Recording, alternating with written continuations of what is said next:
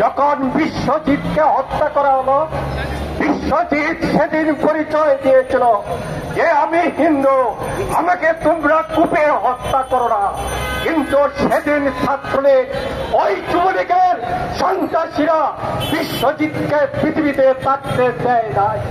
ওই রামু, ওই কক্সবাজারের রামু বুদ্ধিস্টের সমস্ত মন্দির ঘুরিয়ে দেওয়া হয়েছিল। সেদিন বন্ধুরা আপনারা কোথায় ছিলেন? নাসিরনগরের ঘটনায় মন্দির ভেঙে চুরমার করে দিয়েছিল, সেদিন বন্ধুরা আপনারা কোথায় ছিলেন? তাই আমার বক্তৃতা দীর্ঘায়িত করব না।